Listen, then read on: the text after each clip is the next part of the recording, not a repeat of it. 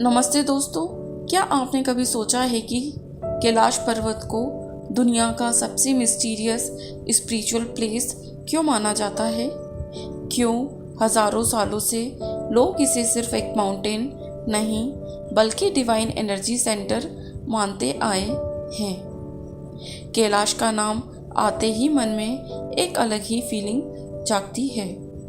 सनातन ज्ञान में इसे भगवान शिव का निवास कहा गया है, लेकिन इंटरेस्टिंग बात यह है कि सिर्फ हिंदू ट्रेडिशन ही नहीं बल्कि बौद्ध, जैन और बोन ट्रेडिशंस भी कैलाश को सेक्रेड मानते हैं। यानी अलग अलग सिविलाइजेशंस ने इस स्थान को स्पिरिचुअली पावरफुल महसूस किया है।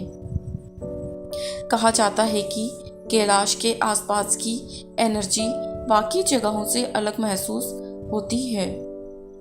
कई यात्रियों और साधकों ने यह अनुभव शेयर किया है कि वहां पहुंचकर माइंड अनयूजुअली काम हो जाता है, थॉट्स स्लो होने लगते हैं और भीतर साइलेंस बढ़ने लगता है, जैसे उस स्थान की वाइब्रेशन कॉन्शियसनेस को इनवर्ड ले जाती हो। कुछ लोग मानते हैं कि कैलाश अर्थ के मेजर स्पिरिचुअल एनर्जी नोड्स में से एक है, यानी एक ऐसा पॉइंट जहां अर्थ की सटल एनर्जी ज्यादा कॉन्सेंट्रेटेड होती है।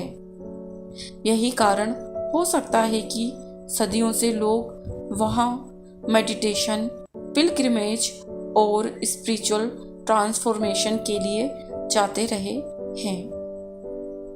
लेकिन कैलाश की मिस्ट्री सिर्फ स्पिरिचुअल नहीं, फिजिकल लेवल पर भी लोगों को फैसिनेट करती है। कई थियरीज यह कहती है कि इस माउंटेन की सिमेट्री और स्ट्रक्चर अनयूजुअली यूनिक है।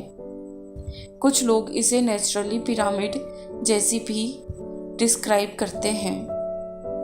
हालांकि इन बातों पर अलग अलग ओपिनियंस हैं, लेकिन मिस्ट्री आज भी बनी हुई है। कैलाश हमें एक डीपर लेसन भी देता है। यह प्लेस हमें यह याद दिलाता है कि स्पिरिचुअलिटी सिर्फ रिचुअल्स नहीं बल्कि साइलेंस, स्टिलनेस और इनर कनेक्शन है। शायद इसी वजह से कहा जाता है कि कैलाश को समझने से पहले उसे महसूस करना पड़ता है।